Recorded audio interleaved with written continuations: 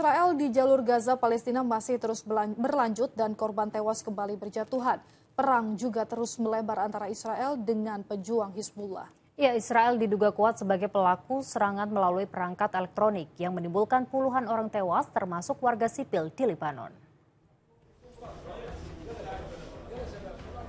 Rumah sakit Nasser di kota Khan Yunis di Gaza Selatan Kamis waktu setempat kembali dipenuhi oleh sejumlah kantong jenazah warga Palestina yang menjadi korban kekejaman Zionis Israel. 10 warga Palestina kembali terbunuh akibat genosida Israel di jalur Gaza. Dari 10 jenazah termasuk diantaranya 3 perempuan dan 3 anak-anak yang tak berdosa. Muhammad Abu Huwaij menyatakan bahwa serangan terjadi Rabu malam waktu setempat yang menyasar kediaman keluarganya. Istri dan 3 anak Muhammad tewas akibat serangan udara Israel. Saat serangan terjadi, Muhammad tengah tidak berada di rumah dan saat ia kembali, seluruh keluarga telah tewas. Sejak perang antara Israel dengan Hamas dimulai 7 Oktober lalu, telah lebih dari 41.200 jiwa warga Palestina tewas, yang mayoritas adalah anak-anak yang tak berdosa serta perempuan. Namun Israel tetap saja membombardir jalur Gaza demi ambisi menghancurkan Hamas. Rabu pagi sejumlah perwakilan dari Komite Menteri Arab Islam kembali berkumpul di Amman, Yordania untuk menghentikan perang di jalur Gaza.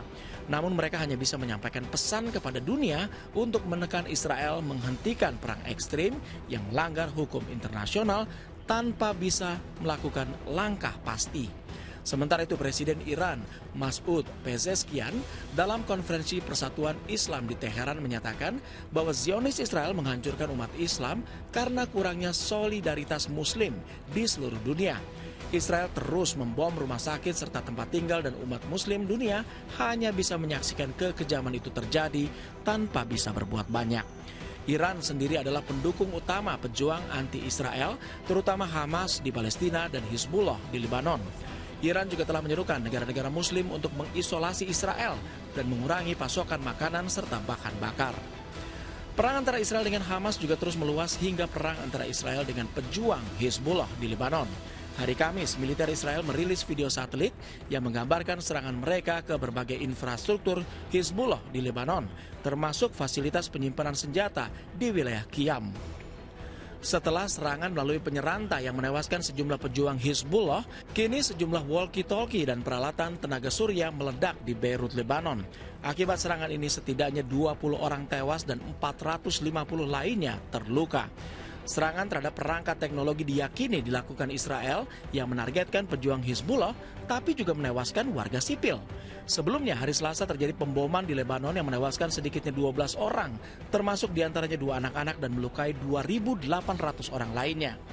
Terkait serangan terhadap perangkat walkie-talkie dengan merek ICOM, perusahaan Jepang yang memproduksi merek ini mengaku terkejut. ICOM menyatakan mereka pernah memproduksi unit radio nirkabel ICV-82 ke Timur Tengah tahun 2004 hingga 2014. Artinya pengiriman produk terakhir adalah 10 tahun lalu dan pengiriman baterai untuk unit utama juga telah dihentikan. ICOM juga menyatakan bahwa perangkat yang meledak di Lebanon tidak memiliki stiker hologram anti pemalsuan milik mereka. Sementara itu, Perdana Menteri Israel Benjamin Netanyahu dalam konferensi pers terbarunya menyatakan bahwa tujuan perang kali ini adalah mengembalikan warga Israel dengan selamat ke rumah mereka di Israel Utara.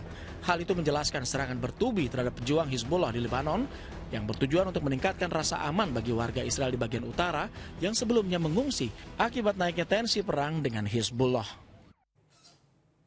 Informasi dari mancanegara tadi.